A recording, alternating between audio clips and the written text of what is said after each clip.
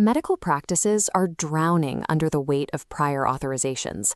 This is an active, systemic drain on clinical bandwidth, staff resources, and practice revenue. Data from the American Medical Association reveals the exact scale of the problem.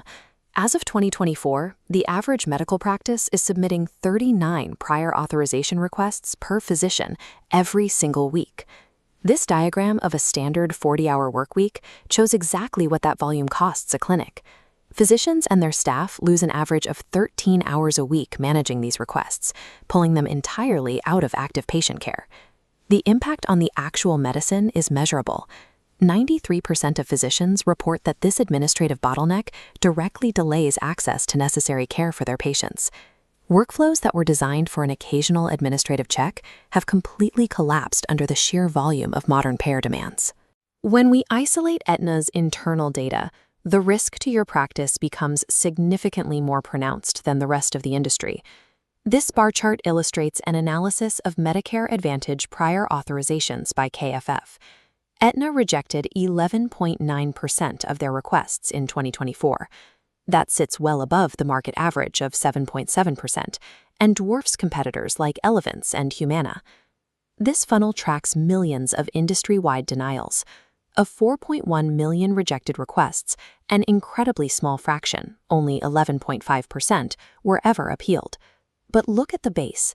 When practices submit an appeal, 81.7% of those denials are overturned. Most doctors abandon these winnable cases because the peer-to-peer process is heavily flawed. Only 15% of physicians believe the reviewers on the other end of the phone are actually qualified to make the clinical call.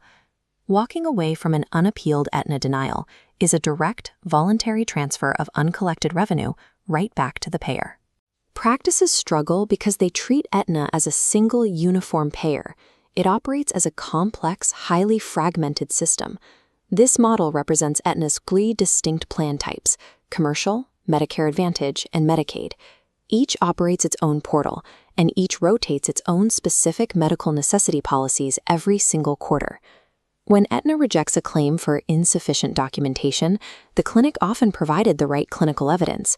The denial happens because the staff uploaded it in the wrong format or pasted it into the wrong portal field. To fight this, 40% of practices now hire dedicated prior authorization staff. But front office turnover is high, meaning clinics are constantly resetting a very steep learning curve. Throwing rotating human capital at an ever-changing algorithmic maze is a mathematical dead end. High-volume enterprise practices have stopped trying to untangle the knot internally. They are completely severing the prior authorization function from their in-house staff. An outsourced model like Staffingly attacks the problem with AI. Their system uses AWS Bedrock to instantly read the patient chart and pull the exact current Aetna policy required for that specific plan. This visual shows how AI classifies documents.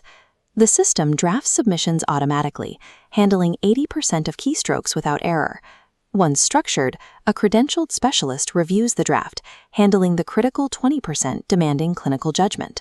The entire workflow happens securely within your existing EMR through an encrypted VPN, entirely eliminating the need for data re-entry. Technology executes the speed and formatting. Human specialists secure the clinical approval. It dismantles Aetna's complexity matrix entirely. The immediate operational upgrade is speed. Staffingly's model turns around standard Aetna requests in 4 hours and expedited requests in exactly 60 minutes. This speed is crucial for the new CMS 0057-F federal mandates taking effect in 2026. The law legally limits Aetna Medicare Advantage to a strict 7-day standard decision window. The most critical part of that mandate requires Aetna to provide a highly specific reason for every single denial they issue. Staffingly's structured workflow instantly weaponizes those exact denial codes. By mapping the specific rejection reason directly to the appeal framework, they systematically overturn the denials. These new federal rules are a highly effective tool that forces payers to release revenue they previously kept trapped. The choice to outsource ultimately comes down to the raw cost of your current operations. This scale maps out the old model's true weight. With salary and turnover, an in-house coordinator costs between $55,000 and $84,000 yearly. The Staffingly alternative shiders that overhead. At $399 weekly, an expert team costs about $20,700 annually. The onboarding process is entirely frictionless. The team is fully HIPAA and SOC 2 compliant and can be actively processing your cases within 5 to 10 days. Stop the financial bleed. Book a demo today to start your 2-week risk-free pilot.